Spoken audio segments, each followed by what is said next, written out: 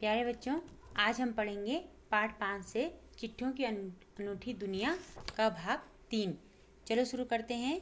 आज देश में ऐसे लोगों की कमी नहीं है जो अपने पुरखों की चिट्ठियों को सहेज और संजोकर विरासत के रूप में रखे हुए हों, या फिर बड़े बड़े लेखक, पत्रकारों, उद्यमी, कवि, प्रशासक, सन्यासी या किसान इनकी पत्र रचनाएं अपने आप में अनुसंधान का विषय है।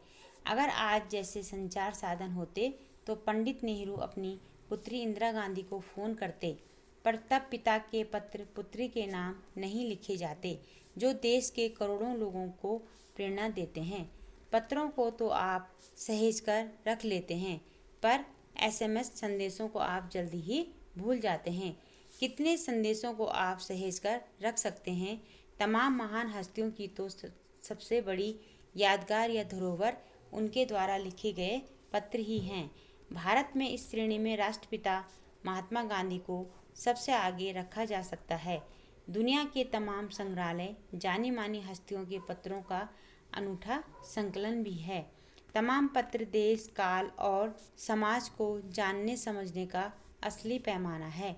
भारत में आज़ादी के पहले महासंग्राम के दिनों में जो कुछ अंग्रेज अफसरों ने अपने परिवारजनों को पत्र में लिखे, वे आगे चलकर बहुत महत्व की पुस्तक तक बन गए। इन पत्रों ने साबित किया कि यह संग्राम कितनी ज़मीनी मजबूती लिए हुए था। आज जो है देश में ऐसे लोगों की भी कमी नहीं है जो अपने पुरखों के चिट्ठियों को क्या रखते हैं, सहेज कर सजा कर रखते हैं और विरासत के रूप में उन्हें संभाल कर रखते हैं। बड़े बड़े लेखक, पत्रकार हैं, उद्यमी, कवि, प्रशासक या सन्यासी या किसान इन पत्र रचनाओं में अपनी आप में क्या है, एक अनुसंधान का विषय बना हुआ है। अगर आज जैसे संचार के साधन उस समय होते जब पंडित जवाहरलाल नेहरू जी ने अपनी पुत्री इंदिरा गांधी को पत्र लिखे, तो उस समय वो ज़माना नहीं था कि फ़ोन या एसएमएस के जरिए क्या है अपनी पुत्री से बात करते। लेकिन उस समय अगर वो पत्र नहीं लिखे होते तो आज वो करोड़ों लोग जो उन पत्रों को पढ़ते हैं, उनको प्रेरणा देते हैं, तो आज वो नहीं होते। क्यों? अगर एसएमएस उस ज़माने में होते। कितने संदेशों को आप सहेज कर रख सकते थे? कुछ ही समय तक अपने फ़ोन में उन सारे एसएमएसों को रख सकते थे और कुछ समय बाद आप उन्हें हटा देते। इस प्रकार से भारत में इस श्रेणी में जो राष्ट्रपिता हमारे महात्मा गांधी जी को सबसे आगे रखा जा सकता है। दुनिया के जो तमाम संग्रहालय, जितने भी संग्रहालय हैं, उसमें पत्रों का एक क्या है, अनूठा संग्रहालय है। भारत आज़ादी के पहले जो महासंग्राम के दिनों में जो कुछ अंग्रेज अफसरों ने अपने परिवारजनों को पत्र में लिखे, वे आगे चलकर क्या एक पुस्तक बन गए। इन पत्रों ने साबित किया कि यह संग्राम क्या है, कितनी ज़मीनी हकीकत से जुड़ा हुआ था। महात्मा गांधी के पास दुनिया भर से तमाम पत्र केवल महात्मा गांधी इंडिया लिखे आते थे और वे जहाँ भी रहते थे वहाँ तक पहुँच जाते थे। आज़ादी के आंदोलन की कई अन्य दिग्गज हस्तियों के साथ भी ऐसा ही था। गांधी जी के पास देश दुनिया से बड़ी संख्या में पत्र पहुँचते थे, पर पत्रों का जवाब देने के मामले में उनका कोई जोर नहीं था।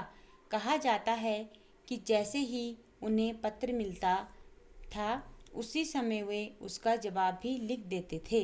अपने हाथों से ही ज़्यादातर पत्रों का जवाब देते थे। जब लिखते लिखते उनका दाहिना हाथ दर्द करने लगता था, तो वे बाएं हाथ से लिखने में जुट जाते थे।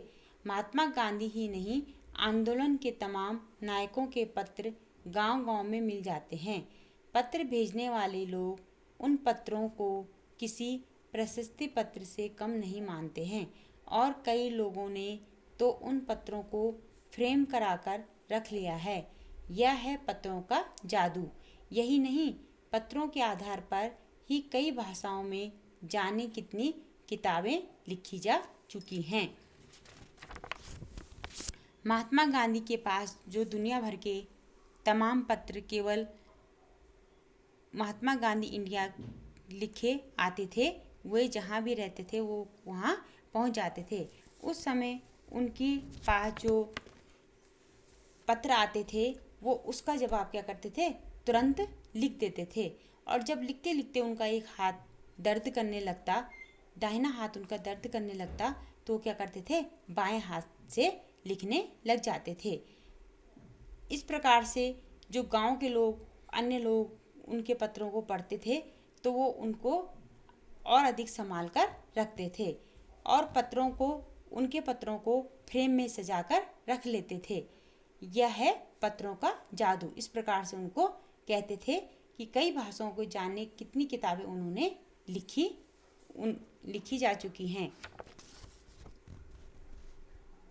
जितना पढ़ाया इसको आप अपनी कॉपी में सारांश के रूप में लिखेंगे।